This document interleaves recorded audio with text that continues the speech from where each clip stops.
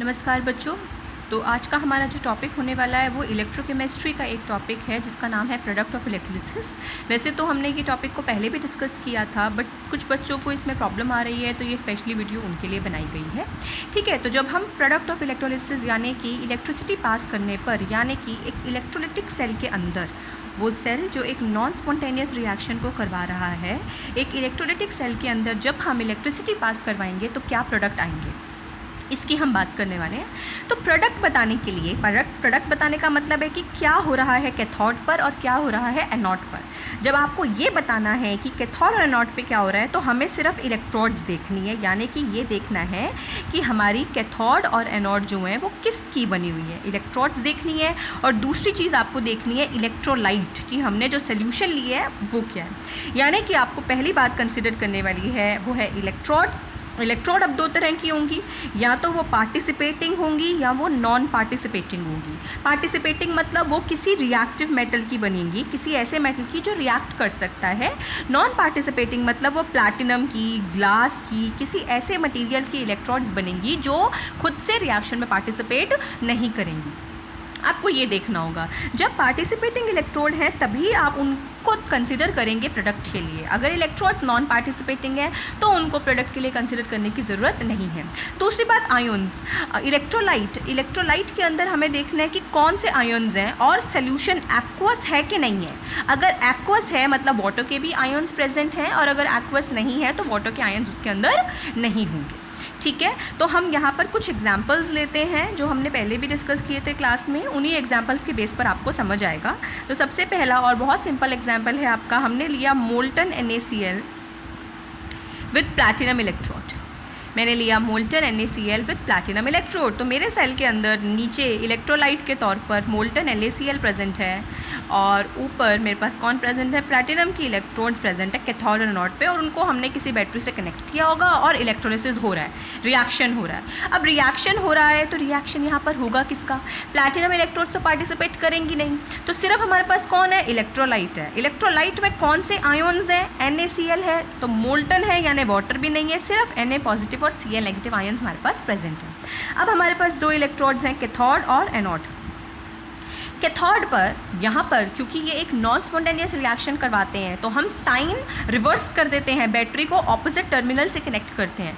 तो कभी भी इलेक्ट्रोलिटिक सेल की कैथोड नेगेटिव होती है और एनोड पॉजिटिव होती है, और ये साइन कन्वेंशन उल्टा है इलेक्ट्रोकेमिकल सेल के रिस्पेक्ट में। इलेक्ट्रोकेमिकल में एनोड नेगेटिव थी और कैथोड पॉजिटिव थी, और यहाँ साइन उल्टे रहेंगे। ठीक है, तो कैथोड नेगेटिव है यानी यहाँ पर पॉजिटिव आयन्स आएंगे, जो भी सोल्यूशन में पॉजिटिव आयन्स होंगे वो कैथोड पे आएंगे और जो नेगेटिव होंगे वो एनोड पे आएंगे। यानी सोडियम को आना पड़ेगा कैथोड पर और क्लोराइड को आना पड़ेगा एनोड पर। मान लो आप इलेक्ट्रोड का साइन कंसीडर नहीं करते, तो वैसे भी अगर आप देखते तो कैथोड पे हमेशा रिडक्शन होता है और एनोड पे हमेशा ऑक्सीडेशन होता है। अगर कैथोड पे रिडक्शन होना है यानी इलेक्ट्रॉन गेन करने हैं, तो इलेक्ट्रॉन कौन गेन करेगा, सोडियम और क्लोराइड में से। क्लोराइड गेन नहीं कर सकता, क्लोरीन होता तो वो इलेक्ट्रॉन गेन करके क्लोराइड बनाता, पर ये तो ऑलरेडी Cl नेगेटिव है, यानी Cl के पास तो एक ही वैलेंसी थी, उसने इलेक्ट्रॉन गेन कर रखा है, इससे ज़्यादा ये इलेक्ट्रॉन नहीं गेन करेगा। तो इलेक्ट्रॉन गेन करने के लिए कौन आएगा, सोडियम आएगा। मैंने कहा ना कि ये एक नॉन स्पॉन्टेनियस रिएक्शन होगा, तो सोडियम की टेंडेंसी सोडियम पॉजिटिव में कन्वर्ट होने की थी, बट क्योंकि ये एक नॉन स्पॉन्टेनियस रिएक्शन है, हम इलेक्ट्रिसिटी पास करवा के रिएक्शन करवा रहे हैं, इसलिए यहाँ पर उल्टा काम होगा, यानी कि सोडियम आयन इलेक्ट्रॉन गेन करेगा और किस में कन्वर्ट हो जाएगा, सोडियम मेटल में। किसका रिडक्शन होगा, सोडियम का रिडक्शन होगा, हो गया रिडक्शन। दूसरी बात, ऑक्सीडेशन किसका होगा, क्लोराइड का ही होगा। तो कॉमन सेंस, क्लोराइड ऑक्सीडाइज होकर किस में जाएगा, क्लोरीन गैस में। यहाँ पर एक Cl है तो यहाँ पे हम हाफ कर देंगे, और एक Cl ने एक इलेक्ट्रॉन लूज़ किया होगा। तो आपके प्रोडक्ट ऑफ इलेक्ट्रोलिसिस क्या हो गए, हमारे प्रोडक्ट ऑफ इलेक्ट्रोलिसिस हो गए कि कैथोड पे हमें सोडियम मेटल डिपॉजिट होता हुआ मिल रहा है और एनोड पर हमें क्लोरीन गैस इवॉल्व होती हुई मिल रही है। ठीक है, तो अब हम सेकेंड एग्जाम्पल देखते हैं इसका। 3-4 एग्जाम्पल मैं करूँगी तो आप अपने आप प्रोडक्ट बना पाओगे बाद में।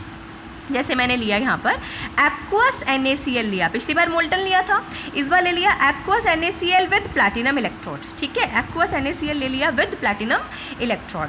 तो अब हमारे पास सोल्यूशन में आयन्स है, Na पॉजिटिव है और Cl नेगेटिव है, और एक्वस है यानी कि वाटर है।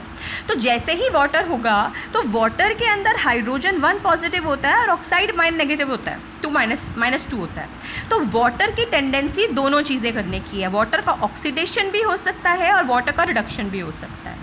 यानी जब भी किसी चीज़ का एक्वा सोल्यूशन होगा, वाटर होगा, तो अब ऑक्सीडेशन और रिडक्शन वाटर का भी हो सकता है। तो वाटर का ऑक्सीडेशन होगा तो लूज़ कौन करेगा? इलेक्ट्रॉन। हाइड्रोजन ने तो पहले ही लूज़ किया हुआ है, हाइड्रोजन लूज़ नहीं करेगा। यहाँ पर इलेक्ट्रॉन लूज़ करेगा ऑक्साइड। ऑक्साइड -2 से जब लूज़ करेगा तो 0 स्टेट में जाएगा, यानी ऑक्सीजन O2 गैस बना लेगा। और जब रिडक्शन होगा तो गेन कौन करने वाला है? यहाँ पर H पे पॉजिटिव चार्ज है तो H को इलेक्ट्रॉन गेन करना पड़ेगा और गेन करके वो क्या बनाएगा? Hydrogen gas. यानी आप जब भी अब प्रोडक्ट ऑफ इलेक्ट्रोलिसिस देखेंगे, एक्वा सोल्यूशन का देखेंगे, तो एक्वा सोल्यूशन का देखने के लिए वाटर का भी देखना पड़ेगा। वाटर का ऑक्सीडेशन होगा तो ऑक्सीजन गैस आएगी, वाटर का रिडक्शन होगा तो हाइड्रोजन गैस आएगी। क्लियर है इतनी बात? अब हम इसको आगे बढ़ाते हैं। अब देखो, आपको बताना है कैथोड पे क्या रिएक्शन हो रहा है और एनोड पे। अब कैथोड पे रिडक्शन होना है, इलेक्ट्रॉन गेन करने हैं। तो इलेक्ट्रॉन गेन या तो वाटर करेगा, वाटर का रिडक्शन होगा, या यहाँ पर कौन करने वाला है इलेक्ट्रॉन गेन? क्लोराइड और सोडियम में से सोडियम गेन करेगा। तो या तो Na पॉजिटिव इलेक्ट्रॉन गेन कर Na बनाएगा, या हाइड्रोजन आयोन इलेक्ट्रॉन गेन कर हाइड्रोजन गैस बनाएगा। अब आपको यहाँ पर अपनी कॉमन सेंस लगानी है। जब सोडियम मेटल और हाइड्रोजन नॉन मेटल है, इलेक्ट्रॉन गेन करने की बात है, तो कौन गेन करेगा भाई? हाइड्रोजन तो ऐसा एलिमेंट है जो उसके साथ वाले एलिमेंट की रिएक्टिविटी पर डिपेंड करता है। अब क्योंकि sodium is more reactive as compare to that of hydrogen, so sodium has a tendency to lose electron rather than gaining electron. So sodium won't prefer gaining electron and hydrogen will gain electron to form hydrogen gas. Common sense की बात है कि sodium और hydrogen है तो sodium की tendency तो loose करने की होती है, तो यहाँ पर सोडियम क्यों गेन करेगा? अगर हाइड्रोजन मिल गया उसे तो हाइड्रोजन का वो रिडक्शन करवाएगा। मजबूरी होती तो खुद इलेक्ट्रॉन गेन करता, पर फिलहाल रिडक्शन किसका होता जाएगा? हाइड्रोजन का। यानी कैथोड पर आपको हाइड्रोजन गैस मिलती जाएगी। ठीक है, अब बात आती है क्लोराइड की और ऑक्सीजन की। Cl नेगेटिव, ऑक्सीडेशन किसका होगा? या तो क्लोरीन का होगा या वाटर का होगा। क्लोरीन ऑक्सीडाइज होगा तो क्लोरीन गैस बनाएगा, ठीक है, इलेक्ट्रॉन लूज करके। और अगर वाटर का ऑक्सीडेशन होगा तो वाटर ऑक्सीजन गैस बनाएगा। रिएक्शन, बैलेंस रिएक्शन लर्न कर लेना, इसका बुक में दे रखा है, ये बनाएगा। अब क्लोराइड और वाटर में से किसका ऑक्सीडेशन होगा? देखो, वैसे तो आप इसको लर्न कर लोगे, बट अगर मैं तुम्हें कॉमन सेंस में बताऊं कि क्लोराइड और वाटर, एक में ऑक्सीजन को इलेक्ट्रॉन लूज करना है और एक में क्लोरीन को, तो अगर आप ये जानो कि ज़्यादा इलेक्ट्रोनेगेटिव कौन होता है ऑक्सीजन और क्लोरीन में से? भाई ऑक्सीजन और क्लोरीन में से ज़्यादा इलेक्ट्रोनेगेटिव ऑक्सीजन होता है। तो अगर लूज़ करने की बात आ रही है इलेक्ट्रॉन, तो ऑक्सीजन ज़्यादा इलेक्ट्रोनेगेटिव है, वो इलेक्ट्रॉन लूज़ नहीं करेगा। और कौन इलेक्ट्रॉन लूज़ कर जाएगा? क्लोराइड इलेक्ट्रॉन लूज़ करेगा। और इसे हम इलेक्ट्रोकेमिस्ट्री की टर्म्स में एक टर्म से रिप्रेजेंट करते हैं, हम बोलते हैं ओवर पोटेंशियल। क्या बोलते हैं? Over potential. ये पाया गया है कि जो हाइड्रोजन, वाटर है ना, वाटर का ऑक्सीडेशन का पोटेंशियल 1.23 वोल्ट होता है और क्लोरीड का जो था ज़्यादा था। मतलब अगर आप इलेक्ट्रोड पोटेंशियल की टर्म पे देखते तो आपको ये लगता कि क्लोराइड का ऑक्सीडेशन नहीं बल्कि वाटर का ऑक्सीडेशन होना चाहिए था, पर एक्चुअली में वाटर का ये जो रिएक्शन है ना ऑक्सीडेशन होने का, ये इतना स्लो है क्लोराइड के रिस्पेक्ट में कि जितना पोटेंशियल हमें कैलकुलेट करके मिला हुआ है कि इतना आना चाहिए, जब हम प्रैक्टिकल करवाते हैं तो उससे ज़्यादा पोटेंशियल ज़रूरी होता है और इसे कहा जाता है ओवर पोटेंशियल। आपसे कोई पूछे कि ओवर पोटेंशियल क्या होता है, तो ओवर पोटेंशियल डिफरेंस है थियोरिटिकल और प्रैक्टिकल पोटेंशियल में। कुछ चीज़ों का पोटेंशियल थियोरिटिकली हमारे पास कुछ और होता है और प्रैक्टिकल करने में कुछ और होता है। और ये वाटर के लिए आप याद रखोगे, वाटर के ओवर पोटेंशियल की वजह से, क्योंकि वाटर ज़्यादा, ऑक्सीजन ज़्यादा इलेक्ट्रोनेगेटिव है, उसकी वजह से क्लोराइड का यहाँ पर ऑक्सीडेशन होगा और वाटर का ऑक्सीडेशन नहीं होगा। तो प्रोडक्ट ऑफ इलेक्ट्रोलिसिस क्या हो गए? आपको मिल गया कैथोड पे हाइड्रोजन गैस और एनोड पे आपको मिल गया क्लोरीन गैस। ये हो गए प्रोडक्ट ऑफ इलेक्ट्रोलिसिस। पर अभी इसके अंदर कुछ आयन्स रह गए हैं। NaCl का जब आपने एक्वस NaCl का इलेक्ट्रोलिसिस करवाया तो आपको मिली हाइड्रोजन गैस, क्लोरीन गैस, और सोल्यूशन के अंदर बच गया सोडियम आयन और वाटर का बच गया OH नेगेटिव आयन, तो NaOH मिल जाता है। और ये रिएक्शन आप क्लास 10th में भी लर्न करते थे। एक्वस NaCl को कहा जाता था ब्राइन सोल्यूशन। ब्राइन सोल्यूशन का इलेक्ट्रोलिसिस करने पर हाइड्रोजन गैस, क्लोरीन गैस आती थी। 2 सिलेंडर बने हुए होते थे नीचे, आपको याद हो तो 2 सिलेंडर बने हुए होते थे नीचे और उसके अंदर ये इनके यूजेस लिखे हुए थे। तो ये होगा आपका NaCl का इलेक्ट्रोलिसिस। अब हम कुछ और कोई और एग्जांपल लेते हैं। सपोज़ मैं यहाँ पर एग्जांपल लेती हूँ कॉपर सल्फेट सॉल्यूशन, ठीक है, एक्वस लिया मैंने copper sulphate, aqueous copper sulphate with platinum electrode. अब इलेक्ट्रोड प्लैटिनम की है तो इलेक्ट्रोड का कोई रोल नहीं है। सोल्यूशन के अंदर हमें कॉपर आयन मिल गए, सल्फेट आयन मिल गए, और क्योंकि एक्वस सोल्यूशन है हमारे पास तो हमारे पास वाटर है। तो कैथोड पर और एनोड पे क्या रिएक्शन होगा? कैथोड पे रिडक्शन होना है। रिडक्शन या तो कॉपर आयन इलेक्ट्रॉन गेन करेगा, 2 इलेक्ट्रॉन गेन करके कॉपर सॉलिड बनाएगा, या वाटर का रिडक्शन होगा। वाटर में किसका रिडक्शन होगा? हाइड्रोजन का। हाइड्रोजन इलेक्ट्रॉन गेन करके हाइड्रोजन गैस बनेगा। अब कॉमन सेंस दोबारा आती है, हाइड्रोजन और कॉपर में ज़्यादा रिएक्टिव कौन है? हाइड्रोजन। कॉपर की रिएक्टिविटी कम होती है, तो कॉपर की रिएक्टिविटी कम होती है तो कॉपर रेडिली इलेक्ट्रॉन लूज करेगा। हाइड्रोजन और कॉपर में इलेक्ट्रॉन कौन गेन कर जाएगा? हाइड्रोजन लूज करना चाहेगा और कॉपर गेन करना चाहेगा, क्योंकि कॉपर हाइड्रोजन से कम रिएक्टिव होता है। जो कम रिएक्टिव होते हैं वो इलेक्ट्रॉन गेन करना चाहते हैं, तो इसको गेन करना है तो कॉपर मेटल मिलेगा आपको कैथोड पे, हाइड्रोजन गैस इस बार नहीं मिलेगी। अब एनोड पे क्या होगा? एनोड पॉजिटिवली चार्ज थी तो सल्फेट आयन जाएगा या यहाँ से हाइड्रोक्साइड आयन जाएगा। मैं पूरा का पूरा वाटर ही लिख देती हूँ उसको, यानी ऑक्सीडेशन होकर या तो ऑक्सीजन गैस मिलेगी आपको या सल्फेट का ऑक्सीडेशन होगा। सल्फेट के ऑक्सीडेशन से हमें मिलता है थायोसल्फेट आयन, ठीक है, थायोसल्फेट आयन मिलता है। तो यहाँ पर क्या होगा? अब ये याद रखना, जब भी ऑक्सीडेशन किसी ऐसी चीज़ की हो जहाँ पर मल्टीपल बॉन्डिंग है, जैसे सल्फेट की मल्टीपल बॉन्डिंग होती है ऑक्सीजन के साथ, डबल बॉन्ड प्रेजेंट होती है, या नाइट्रेट हो आपके पास, नाइट्रेट की मल्टीपल बॉन्डिंग होती है, ऑक्सीजन डबल बॉन्डेड होता है, तो इनका ऑक्सीडेशन होना मुश्किल होता है, यहाँ ओवर पोटेंशियल आता है। तो किसका ऑक्सीडेशन होगा? जिसका आसान है। कौन इलेक्ट्रॉन लूज करेगा? वाटर लूज करेगा। तो यहाँ जो आपका प्रोडक्ट ऑफ इलेक्ट्रोलिसिस हुआ वो हुआ कि कैथोड पे आपको कॉपर मेटल डिपॉजिट हो गया और एनोड पे ऑक्सीजन गैस इवॉल्व हो गई। क्लियर है? अब देखो आप एग्जाम्पल नंबर 4th एग्जाम्पल। मान लो मैंने इस बार फिर से कॉपर सल्फेट सोल्यूशन लिया है, बट लिया है यहाँ पर विद कॉपर की इलेक्ट्रोड ले ली। इस बार कॉपर सल्फेट लिया विद कॉपर इलेक्ट्रोड ले ली, ठीक है। अब क्या होगा? यहाँ पे copper sulphate with copper electrode लिया तो दोबारा मेरे पास इलेक्ट्रोड पार्टिसिपेटिंग है इस बार, तो मुझे इलेक्ट्रोड को भी कंसिडर करना पड़ेगा। मेरे पास कैथोड पे और एनोड पे कौन से रिएक्शन होने थे? कैथोड पे तो कुछ नहीं है, अभी भी कॉपर आयन है मेरे पास सोल्यूशन में, एक्वस है ये, तो कॉपर के आयन है, सल्फेट के आयन है और वाटर। तो या तो कॉपर इलेक्ट्रॉन गेन करेगा, कॉपर सॉलिड बनाएगा, या हाइड्रोजन इलेक्ट्रॉन गेन करेगा, हाइड्रोजन गैस बनाएगा। तो ये तो हमने पहले ही डिस्कस किया। यहाँ पे क्या हो जाएगा? कॉपर इलेक्ट्रॉन गेन करेगा और हाइड्रोजन नहीं करेगा। अब क्या हुआ? एनोड पे यानी कि दोबारा से कॉपर हुआ क्या? सोल्यूशन में कैथोड पे, ये एनोड है और ये कैथोड है, कैथोड से ये आयन इसके ऊपर डिपॉजिट होते गए, ठीक है, कॉपर बढ़ता गया, यहाँ पे कॉपर बनता गया, ठीक है, कॉपर इलेक्ट्रॉन गेन करके इसके ऊपर डिपॉजिट होता गया। एनोड पे क्या हुआ? अब एनोड पे जाता है जी सल्फेट जाता है और वाटर जाता है, हाइड्रोक्साइड आयन जाता है। जैसे ही सल्फेट कैथोड पे जाता है, एनोड पे जाता है, कॉपर के ऊपर जाता है, एनोड मतलब क्या? कॉपर के ऊपर जाता है, तो सल्फेट कॉपर को अटैक करने लग जाता है। और बेसिकली सल्फेट जब कॉपर को अटैक करता है तो कॉपर को इलेक्ट्रॉन लूज करने पड़ेंगे, तभी वो सल्फेट के साथ कंबाइन होगा।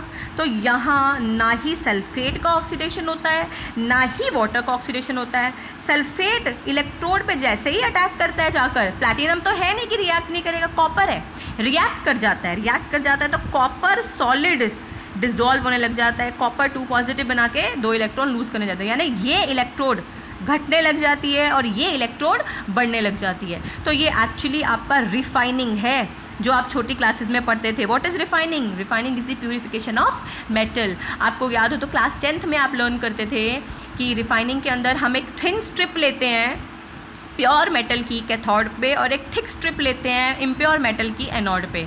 उसी मेटल का ऑक्सीडेशन होता है और उसी मेटल का रिडक्शन होता है। इम्प्योर कॉपर जो है, जो कि एनोड पे लिया गया है, वो डिसॉल्व होता रहता है, सारी इम्प्यूरिटी सोल्यूशन में आ जाती है, उसे एनोड मड कहा जाता है। और प्योर कॉपर जो है वो कैथोड के ऊपर डिपॉजिट होता रहता है। जब तक पूरी एनोड डिसॉल्व नहीं हो जाती तब तक ये रिएक्शन चलता है। तो यहाँ पर क्या हुआ? कॉपर का ही रिडक्शन, कॉपर का ही ऑक्सीडेशन। तो जब भी ये आएगा जहाँ पे इलेक्ट्रोड वो सेम ले लेगा, तो आप सोच लेना कि उसी मेटल का ऑक्सीडेशन हो रहा है और उसी मेटल का रिडक्शन हो रहा है। सपोज मैं यहाँ पे लेती हूँ एग्जाम्पल नंबर 5, मैंने लिया सिल्वर नाइट्रेट सोल्यूशन लिया, एक्वा सिल्वर नाइट्रेट लिया। विद सिल्वर इलेक्ट्रोड लिया, सिल्वर इलेक्ट्रोड ले ली यहाँ पर। अब जब सिल्वर इलेक्ट्रोड ले ली तो पहले तो मैं आयन्स देखती हूँ। आयन्स मेरे पास सिल्वर आयन है, नाइट्रेट आयन है और हमारे पास वाटर प्रेजेंट है। तो ऑक्सीडेशन किसका होगा और रिडक्शन, मतलब कैथोड पे क्या रिएक्शन होगा और एनोड पे क्या रिएक्शन होगा। कैथोड पे रिडक्शन होगा, एनोड पे ऑक्सीडेशन होगा। अब रिडक्शन किसका होगा, या तो सिल्वर आयन इलेक्ट्रॉन गेन करके सिल्वर मेटल बनाएगा, या वाटर में से हाइड्रोजन इलेक्ट्रॉन गेन करके हाइड्रोजन गैस बनाएगा। तो सिल्वर कम रिएक्टिव है, सिल्वर इलेक्ट्रॉन गेन करेगा, हाइड्रोजन इलेक्ट्रॉन गेन नहीं करेगा, तो सिल्वर डिपॉजिट होता जाएगा कैथोड पे। एनोड पे क्या होगा, एनोड पे या तो नाइट्रेट का ऑक्सीडेशन होगा या वाटर का ऑक्सीडेशन होगा, है ना। अब एनोड किसकी बनी हुई है, सिल्वर की। अगर यहाँ पे एनोड सिल्वर की नहीं होती और प्लैटिनम की होती तो नाइट्रेट और वाटर में से वाटर का ऑक्सीडेशन हो जाता, नाइट्रेट का नहीं होता, क्योंकि नाइट्रेट में डबल बॉन्डिंग है।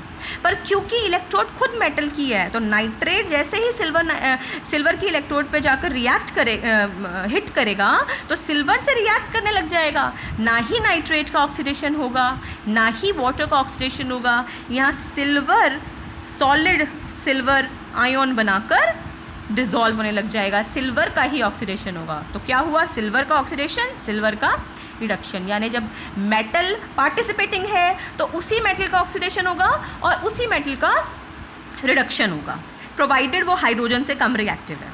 ठीक है। अब यहाँ पर सपोज़ मैं एक लास्ट एग्जांपल और ले लेती हूँ, 6 और 7 एग्जांपल। ये आपकी बुक में भी दे रखा है। जैसे मैंने लिया यहाँ पे सल्फ्यूरिक एसिड H2SO4 लिया, एक्वस H2SO4 लिया और विद लिया मैंने प्लैटिनम इलेक्ट्रोड। ठीक है, aqueous H2SO4 with platinum electrode. तो अब यहाँ पर क्या होगा, इलेक्ट्रोड पार्टिसिपेटिंग नहीं है मेरे पास। सोल्यूशन में H2SO4 से हाइड्रोजन आयन है, सल्फेट आयन है और एक्वस है, वाटर है। अब यहाँ पे दो केस होते हैं, या तो डाइल्यूट H2SO4 होता है या कॉन्सेंट्रेटेड H2SO4 है ना। दो तरह के सल्फ्यूरिक एसिड है, या तो डाइल्यूट होगा या कंसनट्रेटेड होगा। अब डाइल्यूट होगा तो कैथोड और एनोड पे क्या रिएक्शन होगा।